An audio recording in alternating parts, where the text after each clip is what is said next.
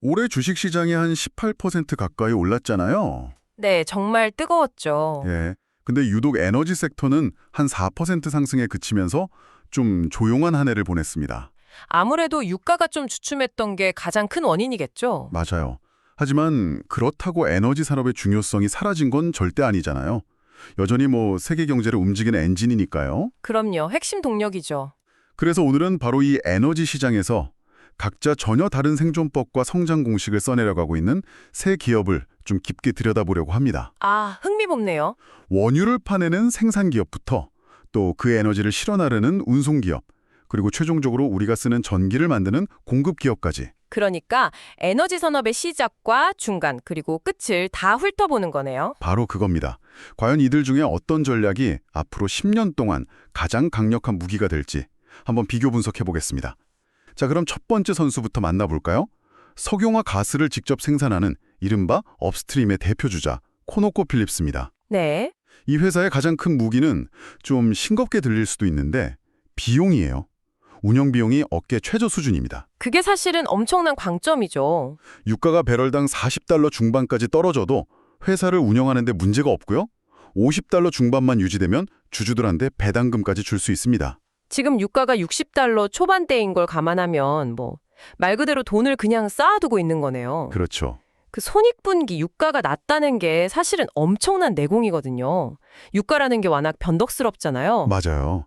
예측이 거의 불가능하죠. 네, 지정학적 문제나 경기 침체 같은 걸로 갑자기 반토막이 날 수도 있는 건데 코노코필립스는 그런 충격에도 버틸 수 있는 아주 두꺼운 갑옷을 입고 있는 셈이죠. 아, 갑옷이라는 비유가 와닿네요. 다른 경쟁사들이 막 비명을 지르면서 생산량을 줄일 때 이 회사는 오히려 웃으면서 현금을 긁어모을 수 있는 그런 구조적 우위를 가진 겁니다. 일종의 경제적 회자, 그러니까 아무나 넘볼 수 없는 성벽을 아주 낮고 단단하게 쌓아 올린 느낌이네요. 정확합니다. 근데 단순히 방어만 잘하는 회사는 아니라고 들었습니다.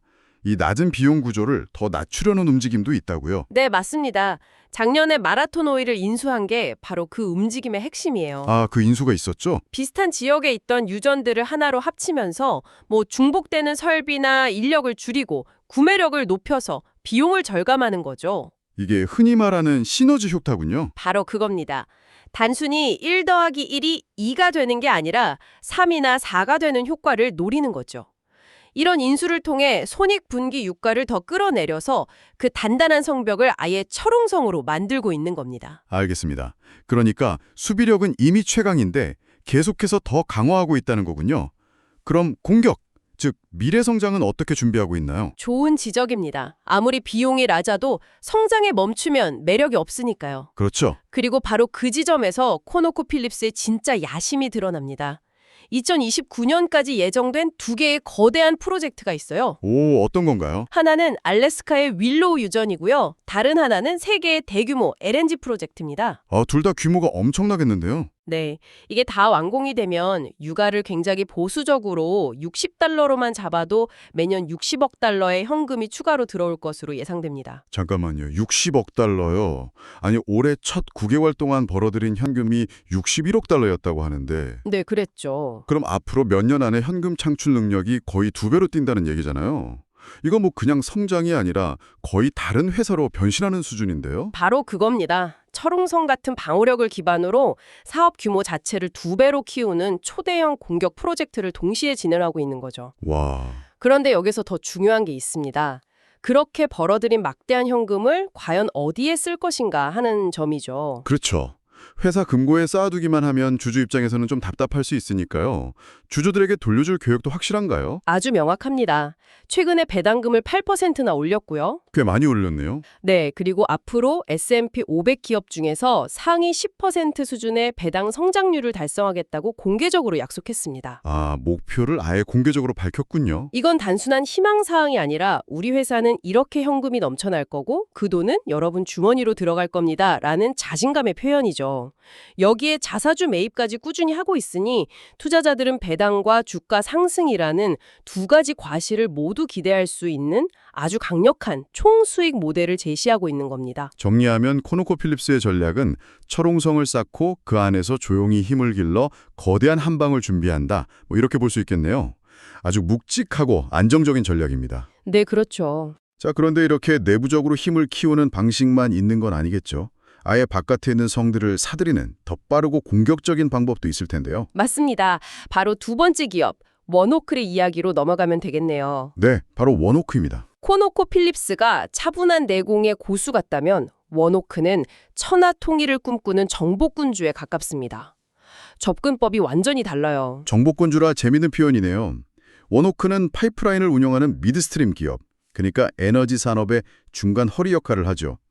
이 회사의 가장 큰 매력은 뭐니 해도 5.6%에 달하는 높은 배당 수익률입니다. 그렇죠. 어떻게 이런 높은 배당이 가능한 거죠? 사업 모델 자체가 배당을 주기 위해 태어났다고 해도 과언이 아니에요. 비유하자면 에너지 고속도로를 운영하면서 통행료를 받는 사업이거든요.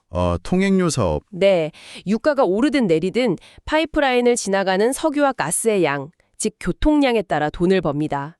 대부분 장기 계약으로 묶여 있어서 현금 흐름이 뭐랄까 물처럼 꾸준하고 예측 가능하죠. 바로 이 안정성이 높은 배당의 원천입니다. 안정적인 통행료 사업이라. 근데 안정적이라는 말과는 좀 안 어울리게 최근 원오크의 신보는 정말 광폭입니다. 맞아요. 아주 공격적이죠. 2023년에 마젤란 미드스트림을 시작으로 작년과 올해 메달리언 미드스트림, 엔링크까지 총 100억 달러가 넘는 돈을 쓰면서 경쟁사들을 그냥 닥치는 대로 사들이고 있어요. 네. 이렇게 안정적인 사업을 하는 회사가 왜 이렇게 위험해 보이는 도박을 하는 걸까요? 부채가 늘어나면 그 자랑하던 배당이 흔들릴 수도 있는 거 아닌가요? 바로 그 지점이 원오크 전략의 핵심을 꿰뚫는 아주 좋은 질문입니다. 언뜻 보면 모순적으로 보이지만 사실은 굉장히 계산된 움직임이에요. 계산된 움직임이다. 이건 단순한 몸집 불리기가 아니라 미국 에너지 고속도로의 핵심 노선들을 독점하려는 영토 확장 전쟁에 가깝습니다. 영토 확장 전쟁이요? 네, 텍사스의 핵심 유전지대를 거미줄처럼 연결하는 파이프라인들을 인수해서 기존에 자신들이 가지고 있던 네트워크와 하나로 잇는 거죠. 그러니까 흩어져 있던 고속도로들을 인수해서 거대한 단일 유통망으로 만들고 있다는 거군요. 그렇게 하면 어떤 이점이 생기나요? 우선 운영 효율이 극대화됩니다. 여러 회사가 하던 일을 한 회사가 하니까 중복되는 관리 인력이나 시스템을 줄여서 수억 달러를 아낄 수 있죠. 비용 절감이 크겠네요. 하지만 더 중요한 건 네트워크 효과입니다. A 지역에서 B 지역으로 에너지를 보내려던 회사가 이제 원오크의 파이프라인을 안 거치고는 갈 수가 없게 만드는 거예요. 대체 불가능한 인프라가 되는 거군요. 그렇죠. 필수적인 인프라가 되는 거죠. 그렇게 되면 장기적으로 더 높은 통행료를 받을 수 있는 협상력을 갖게 됩니다. 정말 대단한 전략이네요. 안정적인 현금 흐름을 담보로 대출을 일으켜서 미래의 독점적 지위를 사들이는 거군요. 맞습니다. 하지만 말씀하신 대로 이런 대규모 인수는 통합 과정에서 문제가 생기거나 시너지가 기대만큼 안 날 위험도 크지 않나요? 소위 승자의 저주에 빠질 수도 있잖아요. 물론입니다. 그게 가장 큰 리스크죠.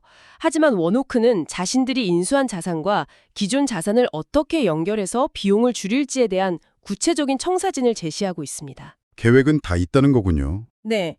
동시에 인수만 하는 게 아니라 텍사스 수출 터미널 확장 같은 자체 프로젝트도 병행하면서 성장의 또 다른 축을 만들고 있죠. 이 두 개의 엔진을 돌려서 창출한 이익으로 부채를 갚고 심지어 이미 5.6%나 되는 배당을 매년 3~4%씩 더 늘려나가겠다고 약속하고 있습니다. 와, 배당을 더 늘리겠다고요? 이건 엄청난 자신감의 표현이고 성장과 배당이라는 두 마리 토끼를 모두 잡겠다는 야심을 보여주는 대목입니다. 흥미롭네요. 코노코 필립스는 내실을 다지는 유기적 성장, 원오크는 과감한 인수를 통한 비유기적 성장, 정말 완전히 상반된 두 가지 전략을 봤습니다. 네, 색깔이 아주 다르죠. 그럼 마지막 기업은 어떤 전략을 가지고 있을까요? 이 두 회사와는 또 다른 제3의 길을 걷고 있는 넥스테라 에너지입니다. 넥스테라 에너지는 앞선 두 기업의 전략을 딱 반반씩 섞어놓은 듯한 독특한 포지션을 가지고 있습니다. 반반씩 섞었다고요? 네, 안정적인 전통 사업과 혁신적인 미래 사업, 두 개의 심장을 가진 하이브리드 모델이죠. 두 개의 심장이라 구체적으로 어떤 건가요? 하나는 플로리다 지역의 전력 공급 사업, 다른 하나는 청정에너지 개발 사업이라고 알고 있습니다. 맞습니다. 배당 수익률은 2.8%로 앞선 두 기업보다는 낮은데 어떤 매력이 있는 거죠? 우선 첫 번째 심장인 플로리다 전력 사업은요. 원오크의 파이프라인 사업보다도 더 안정적인 말 그대로 땅 짚고 헤엄치기 사업입니다. 그 정도인가요? 정부의 규제를 받는 대신 지역 내의 독점권을 보장받죠. 경기가 아무리 나빠져도 사람들은 에어컨을 켜고 냉장고를 쓰니까요. 여기서 나오는 꾸준한 현금이 넥스테라의 든든한 안전판 역할을 합니다. 그런데 보통 이런 유틸리티 기업들은 성장이 꽉 막혀 있다는 인식이 강하잖아요. 안정적인 대신 좀 재미는 없는 주식으로요. 대부분은 그렇죠. 하지만 넥스트에라는 그 통념을 완전히 깨버립니다. 이 회사가 앞으로 2032년까지 플로리다 유틸리티 사업에만 투자하겠다고 밝힌 금액이 얼마인지 아십니까? 글쎄요. 얼만데요? 무려 1,000억 달러입니다. 네. 1,000억 달러요? 잠깐, 제가 잘못 들은 거 아니죠? 웬만한 국가 1년 예산보다 많은 돈인데요. 저도 처음 보고 놀랐습니다. 낡은 전선을 교체하는데 그렇게 많은 돈이 들어갈 리는 없을 텐데 도대체 어디에 쓰는 거죠? 바로 그게 넥스트에라의 영리한 지점입니다. 허리케인에 대비해 전력망을 지하에 묻거나 더 튼튼하게 만들고 노후된 발전소를 더 효율적인 최신 시설로 바꾸고 태양광 같은 청정 에너지를 전력망에 총합하는 등 미래를 위한 투자에 돈을 쏟아붓는 겁니다. 그냥 유지 보수가 아니라 시스템 자체를 업그레이드하는 거군요. 네. 그리고 이런 투자를 근거로 규제기관에 우리가 이렇게 투자를 해서 전력 시스템을 더 안정적이고 깨끗하게 만들었으니 전기요금을 올려받는 것을 허락해 주십시오 라고 요구하고 승인을 받아냅니다. 와, 즉, 투자를 통해 합법적으로 이익의 성장을 보장받는 구조를 만든 거죠. 정말 영리하네요. 안정적인 사업에 안주하는 게 아니라 그 안정성을 지렛대 삼아서 성장을 만들어내는군요. 바로 그겁니다. 그럼 다른 하나의 심장, 즉 청정에너지 사업은 어떤 역할을 하나요? 그게 바로 넥스트에라를 단순한 유틸리티 회사가 아닌 성장주로 만드는 가속 페달입니다. 가속 페달이요? 플로리다에서 벌어들인 안정적인 현금을 바탕으로 미국 전역에서 풍력, 태양광, 발전소나 송전선, 가스 파이프라인 같은 프로젝트를 가장 큰 규모로 가장 저렴하게 짓습니다. 이미 이 분야에서는 압도적인 1위 사업자예요. 본업에서 번 돈으로 신사업에 공격적으로 투자하는 거군요. 네. 다른 회사들이 자금 조달에 어려움을 겪을 때 넥스테라라는 안정적인 본업을 바탕으로 거침없이 미래 에너지 인프라를 선점해 나가고 있는 거죠. 그래서 이 두 심장이 만들어내는 결과가 투자자에게는 어떻게 돌아오나요? 배당 성장 계획이 아주 구체적이라고 들었습니다. 그렇습니다. 이 하이브리드 엔진을 통해서 앞으로 10년간 주당 순이익이 연평균 8% 이상 성장할 것으로 예상하고 있어요. 유틸리티 기업으로서는 정말 경이로운 성장률이죠. 연 8%면 엄청나네요. 그리고 그 성장의 과실을 주주들에게 돌려주는 방식도 아주 명확합니다. 내년에 당장 배당을 10% 올리고 그 후로도 2028년까지 연평균 6%씩 복리로 계속 올려주겠다고 약속했습니다. 계획이 정말 구체적이네요. 네. 지금 당장 눈에 보이는 2.8%라는 숫자보다 무섭게 불어날 미래의 배당금에 투자하는 거죠.